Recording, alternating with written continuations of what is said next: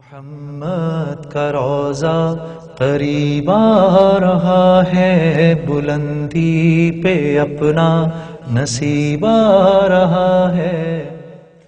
اللہم لک الحمد کما انت اہلہ، فصل علی محمد کما انت اہلہ، وافعل بنا ما انت اہلہ، انک اہل التقوی واہل المغفرہ۔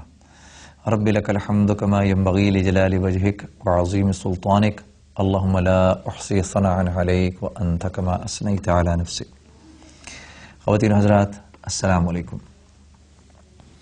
نبی کریم صلی اللہ علیہ وسلم کا ارشاد ہے کہ مفلس میری امت میں وہ شخص ہے کہ قیامت کے دن نیک اعمال کے ساتھ آوے اور نماز، روزہ، صدقہ سب ہی کچھ لاوے، لیکن کسی کو گالی دے رکھی ہے، کسی کو تہمت لگا دی تھی، کسی کو مار پیٹ کی تھی، پس یہ سب دعوے دار آویں گے اور اس کے نیک اعمال میں سے ان حرکتوں کا بدلہ وصول کر لیں گے، اور جب اس کے پاس نیک اعمال ختم ہو جائیں گے تو اپنی برائیاں ان حرکتوں کے بدلے میں اس پر ڈالتے رہیں گے، پھر اس انبار کی بدولت وہ جہنم رسید ہو جائے گا، اور اپنی کثرت اعمال کے باوجود جو حسرت و یاس کا عالم ہوگا وہ محتاج بیان نہیں۔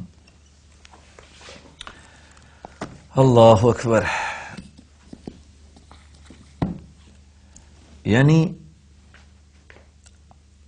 ایک حضرت عمر رضی اللہ تعالیٰ عنہ کا قول ہے، فرماتے ہیں کہ اگر تم کسی کو رات کے وقت تہجد کی نماز پڑھتے دیکھو، پوری رات کھڑے دیکھو اور اس کو روتے دیکھو تو اس کو نیک و پارسا نہ سمجھنا۔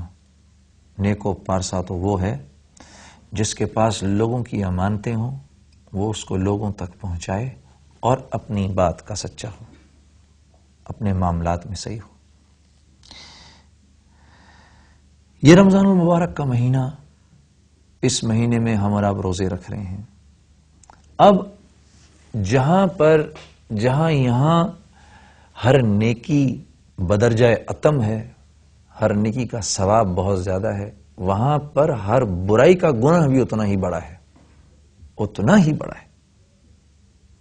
جہاں اللہ جل شانہ نے کسی نامحرم کو، کسی کی ماں بیٹی کو پر نظر ڈالنے سے منع فرمایا ہے، وہیں اللہ جل شانہ نے اس کام سے بچنے کا ثواب بھی اتنا ہی بڑا رکھا ہے۔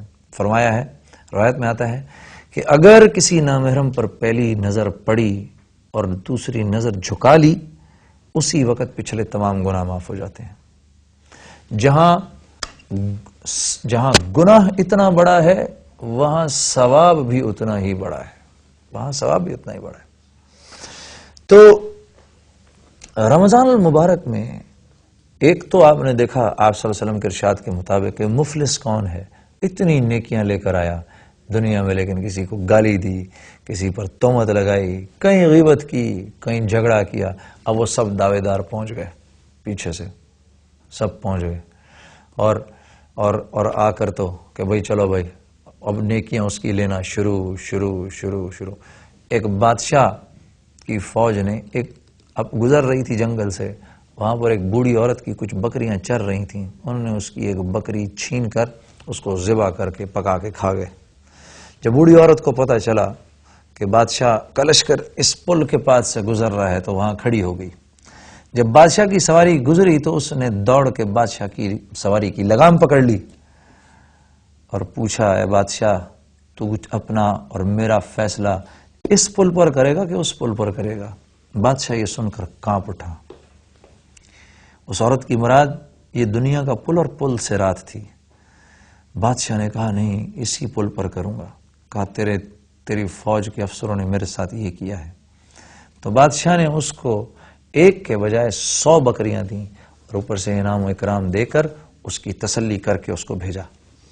تو بات یہ ہے کہ اس دنیا میں اگر کسی کا حق مارا ہے اور مار کے اس دنیا سے چلے گئے تو میرے عزیزو، اوہو، پھر بہت بری ہونی ہے، آگے بہت بری ہونی ہے اگر اس نے معاف نہ کیا۔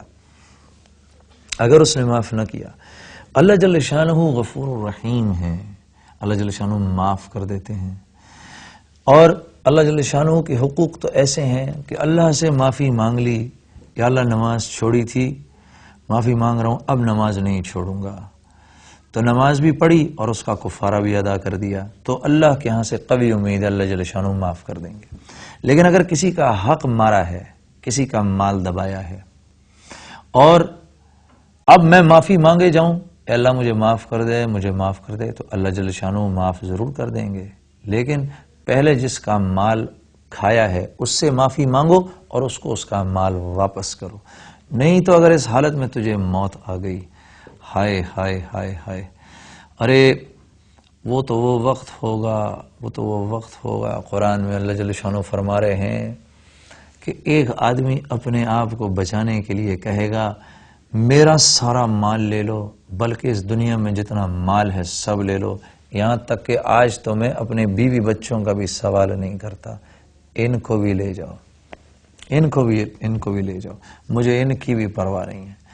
تو اس لیے میرے عزیزوں، خدا را اپنے آپ کو دیکھو، ایسا تو نہیں کہ کسی کا مال دبائے بیٹھے ہو، ایسا تو نہیں کہ کسی کے بچے کے منہ سے نوالا نکال کے اپنے بچے کے منہ میں ڈالا ہے، ایسا تو نہیں کہ کسی بیٹی کی چنری اٹھا کر اپنی بیٹی کو آراستہ پیراستہ کیا ہے، یہ دیکھ لو خدا را۔ حضرت انس رضی اللہ تعالیٰ عنہ سے روایت ہے کہ صحابہ کے نزدیک کوئی شخص بھی رسول اللہ صلی اللہ علیہ وسلم سے زیادہ محبوب نہیں تھا، اس کے باوجود وہ رسول اللہ صلی اللہ علیہ وسلم کو دیکھ کر کھڑے نہیں ہوتے تھے، کیونکہ وہ جانتے تھے کہ آپ صلی اللہ علیہ وسلم اس کو ناپسند فرماتے ہیں۔ یہ ایک بات میں خاص طور پہ آپ کے سامنے ذکر کرنا چاہتا تھا۔ ہمارے یہاں یہ ایک بہت بڑی، یہ سمجھیے کہ لعنت اس معاشرے میں آ گئی ہے کہ اگلا جھک کے مجھے سلام کرے اور پہلے مجھے سلام کرے، میں کیوں کسی کو سلام کروں۔ یہ بات بڑی ڈیٹیل میں ڈسکس کرنے کی ہے، پہلے ہم ایک بریک لیتے ہیں، اس کے بعد واپس آ کے اس کو مزید ڈسکس کریں گے۔ محمد کا روضہ قریب آ رہا ہے۔ ایک بار پھر پڑھتا ہوں آپ کے سامنے حضرت انس رضی اللہ تعالیٰ عنہ کی روایت۔ حضرت انس رضی اللہ تعالیٰ عنہ سے روایت ہے کہ صحابہ کے نزدیک کوئی شخص بھی رسول اللہ صلی اللہ علیہ وسلم سے زیادہ محبوب نہیں تھا، اس کے باوجود وہ رسول اللہ صلی اللہ علیہ وسلم کو دیکھ کر کھڑے نہیں ہوتے تھے، کیونکہ وہ جانتے تھے کہ آپ صلی اللہ علیہ وسلم اس کو ناپسند فرماتے ہیں۔ ہمارے آج کے دور میں، آج کل معاشرے میں بدقسمتی سے یہ ایک بات چل پڑی ہے، میں اس کو کیوں سلام کروں، یہ مجھے کیوں نہ سلام کرے۔ دیکھتے ہیں کسی کو دیکھ کر نظریں ادھر کر لیتے ہیں۔ آپ صلی اللہ علیہ وسلم کے ارشاد کے مطابق اگر کوئی شخص کسی دوسرے شخص کے سلام کا انتظار کرے تو اس نے جہنم میں اپنا ٹھکانہ پکا کر لیا۔ دوسرے کے سلام کا انتظار کرنا کبر کی نشانی ہے، اور متکبر کو جہنم کی ہوا، جنت کی خوشبو بھی سونگھنے کو نہیں ملے گی، خوشبو بھی سونگھنے کو نہیں ملے گی، کیونکہ اللہ جل شانہ فرما رہے ہیں تِلْكَ الدَّارُ الْآخِرَةُ نَجْعَلُهَا لِلَّذِينَ لَا يُرِيدُونَ عُلُوًّا فِي الْأَرْضِ وَلَا فَسَادًا وَالْعَاقِبَةُ لِلْمُتَّقِينَ۔ آخرت کا گھر ان لوگوں کے لیے ہے جو دنیا میں اپنی بڑائی نہیں چاہتے اور نہ لوگوں میں فساد کا ذریعہ بنتے ہیں۔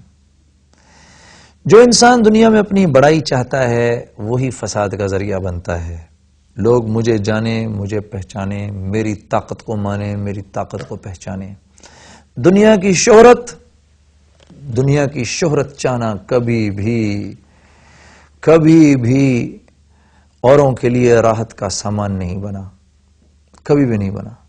جس آدمی نے اس دنیا میں بڑائی چاہی ہے اس نے صرف اور صرف قتل و غارت کے منبر پر قدم رکھ کے لوگوں میں اپنی بڑائی بنائی ہے۔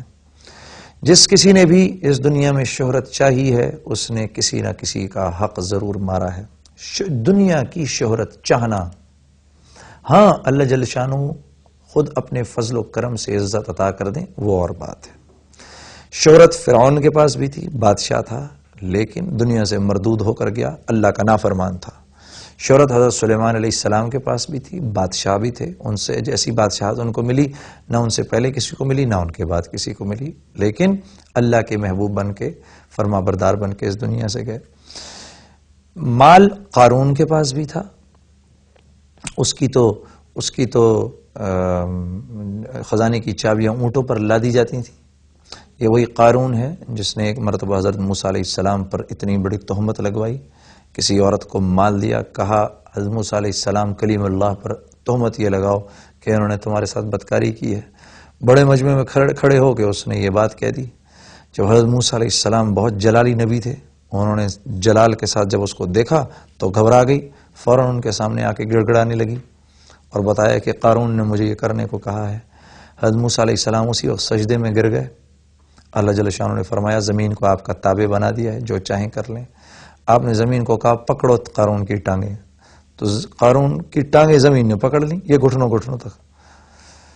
کہا اس کو اور اپنے نیچے کھینچو اور دھساؤ اس کو.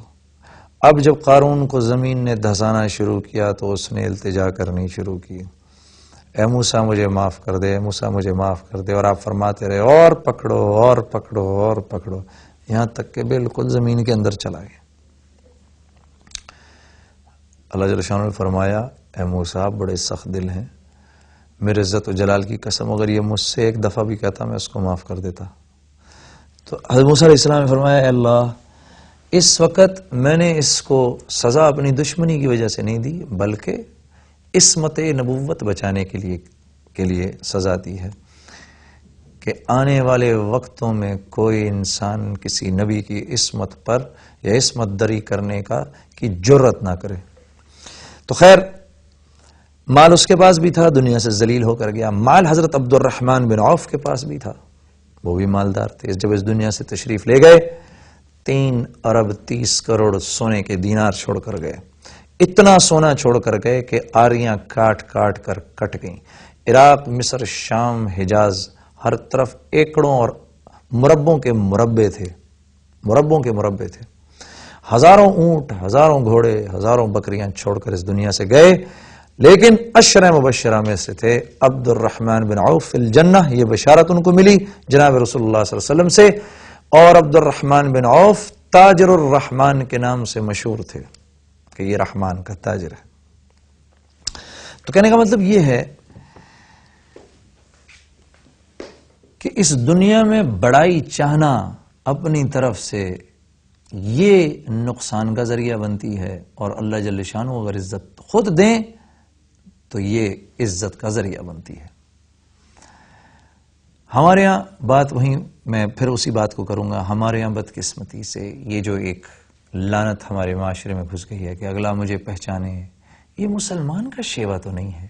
صحابہ کرام فرماتے تھے کہ رسول اللہ صلی اللہ علیہ وسلم ہم ترستے تھے کہ کبھی آپ صلی اللہ علیہ وسلم کو آپ صلی اللہ علیہ وسلم کے سلام کرنے سے پہلے سلام کر دیں. ہمیشہ آپ صلی اللہ علیہ وسلم ہم کو پہلے سلام کیا کرتے تھے. تو جو پہلے سلام کرتا ہے, جس کو پہلے سلام کرنے کی عادت پڑ جائے, اللہ جل شانہ اس کی محبت اور اس کی عزت اس کے دل میں ڈال دیتے ہیں جس کو سلام کیا جاتا ہے. ایک صحابی جمعے کے روز لوگوں کو اکثر بازار میں نکل کر سلام کیا کرتے تھے. تو کسی نے پوچھا بھائی یہ آپ جمعے کے روز کیوں نکلتے ہیں اس طرح؟ کہا تم نے جناب رسول اللہ صلی اللہ علیہ وسلم کی وہ بات نہیں سنی کہ جمعے کے روز لوگوں کو سلام کرو اور ہنستے کھیلتے جنت میں داخل ہو جاؤ. اتنا آسان ہے یہ دین, اتنا آسان ہے یہ دین.